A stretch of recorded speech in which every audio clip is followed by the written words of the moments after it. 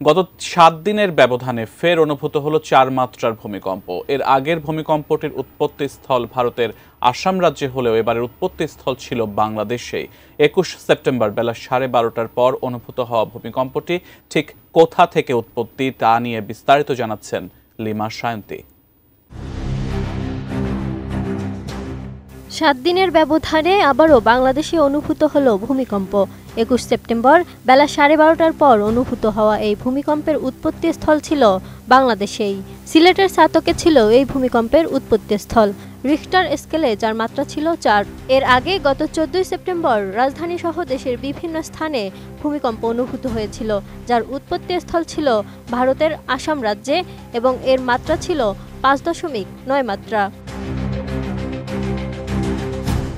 আর এই তথ্যটি নিশ্চিত করেছেন বাংলাদেশ আবহাওয়া অধিদপ্তরের ভূমিকম্প পর্যবেক্ষণ ও গবেষণা কেন্দ্রের ভারপ্রাপ্ত কর্মকর্তা মোহাম্মদ রুবায়াত কবির। তিনি গণমাধ্যমকে বলেন, এটি একটি স্বল্পমাত্রার ভূমিকম্প হলেও এর উৎপত্তিস্থল বাংলাদেশের সিলেটের ছাতকেই।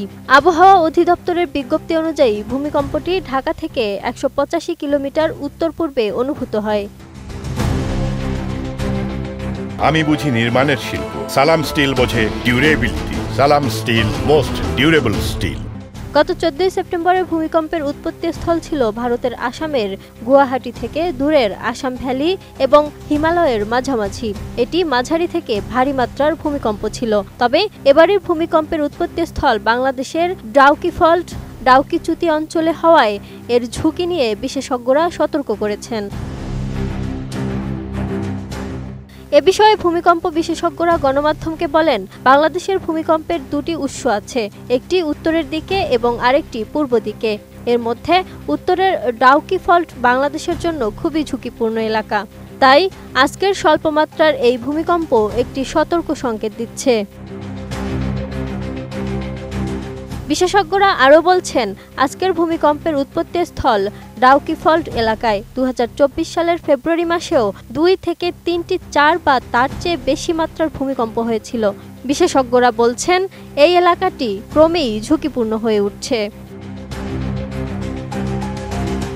ঐতিহাসিক তথ্য অনুযায়ী এই ডাউকি ফল্টে ১৭৮৭ সালের এক ভূমিকম্পে ব্রহ্মপুত্রের গতিপথ পরিবর্তন হয়ে গিয়েছিল।